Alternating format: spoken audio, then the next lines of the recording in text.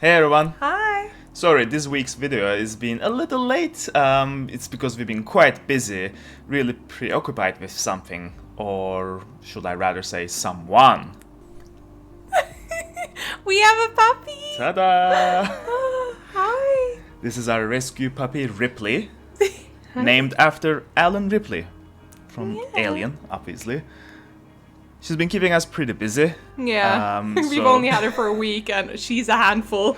Yeah, just dealing with, all the rescheduling of everything. And, just like every other pathetic YouTuber, we wanted to show you our dog to get more views and clicks because it works, and I mean, we are desperate. Yeah, of course. So we just wanted to have a little intro and introduce her to our new mascot, Ripley. Good girl. Do you have something to say? Huh? She doesn't. Alright, I'll let you go. Okay. Good girl. So, do you have anything to add? No, I'm good. I'm good too. Let's get back into it. Alright. Alright guys, enough distractions, let's get back to our project. In this part, I'll be drawing over Christina's 3D block-out to design the environment in further detail. I'll be focusing on storytelling, set dressing, and adding further details to really flesh things out. Afterwards, I'll be adding the base colors, then light sources in the environment to set the mood and finalize the concept. Let's get started. I bring both renders that Christina provided into Photoshop. I'm going to mask some of the walls out to create a cutout view that I think will show as much of this environment in a contained manner as possible.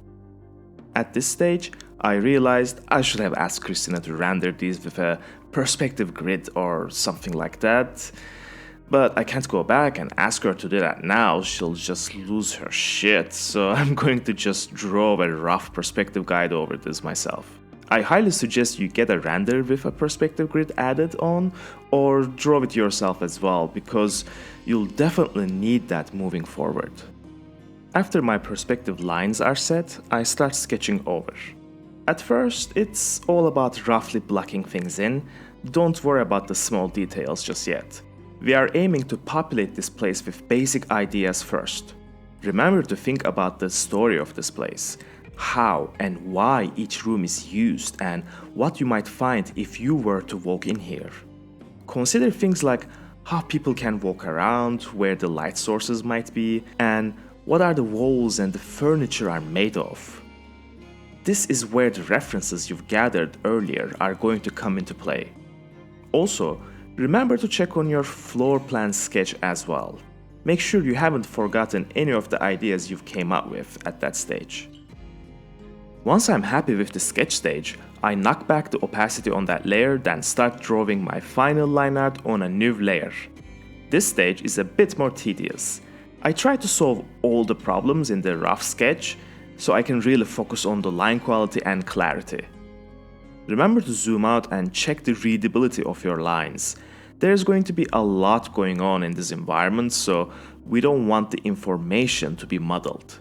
This concept is going to be our guide when it comes to modeling and texturing this environment, so I want everything to be clearly presented. I genuinely really enjoy drawing, so I tend to work in a way that will give me the opportunity to do what I really enjoy as much as possible. When it comes to implying texture, I try to do some of the work with my line art, but I also know that I'm going to be coloring this piece, so I know I can paint in some of the texture detail as well. The trick is not to overdo this. For example, with the stone tiling, as you can see, I'm not drawing every edge and corner necessarily.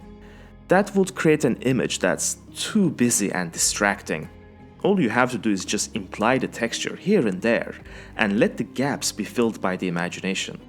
As a rule of thumb, I'd suggest focusing on showing the texture information in parts where there is a sudden value and/or a plane transition. Once the drawing phase is done, it's time to move on to laying the basic color palette. I like finding a theme for my color palettes first, then let that decide the individual colors that will be used throughout the scene. For example, just thinking about a place that is cold and underground, occupied by thieves, made me think of a color palette that is mostly dominant in blues and purples. So to complement that, I'll be using yellows and oranges.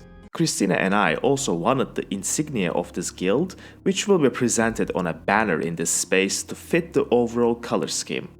Speaking of which, let's do some banner design. I know I wanted a raven on the banner. I mean, the guild is called Ravenshroud, so of course there's going to be a raven on it, but I also didn't want it to be something complicated. I want to keep the design pretty simple. So I found a few references and just started sketching some ideas. I'm using the symmetry tool in Photoshop here to help me speed up the process. This is a really intuitive approach that I'm taking right now. I'm simplifying the raven as much as possible while also designing some shapes to accompany it. I'm keeping in mind what I want to achieve thematically at all times. This is not supposed to be a flashy design, it represents a mysterious guild and it needs to convey a sense of subtle danger.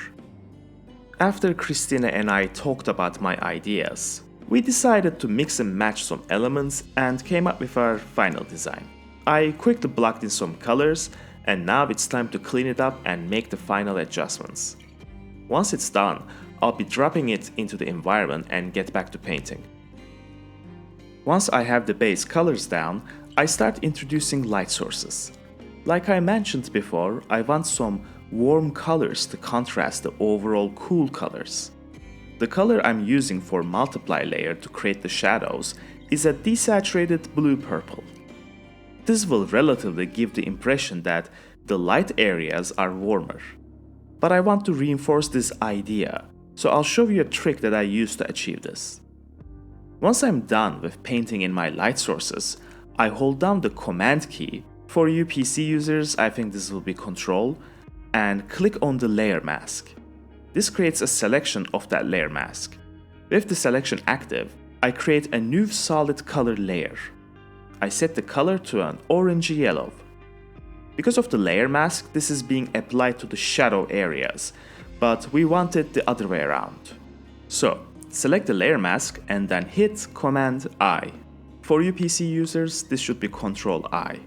This is going to inverse the layer mask. I flick through the layer blending modes to see which one works best. In this case, soft light is the winner.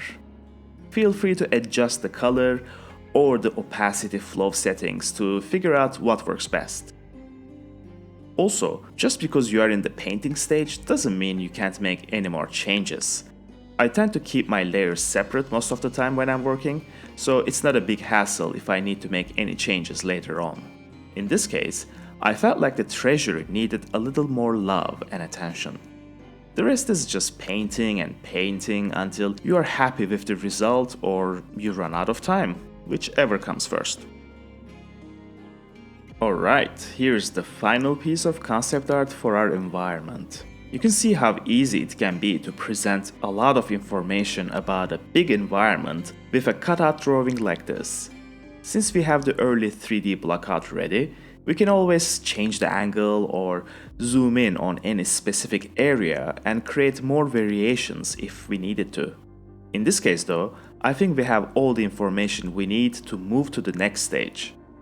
That brings us to the end of this video. We'll be getting into the modeling and UV unwrapping in the next part, which will be followed by painting the textures. That will probably take some time, so we might have to take a break from concept creation and create a video on another topic at some point. Thanks for your time, and take care everyone.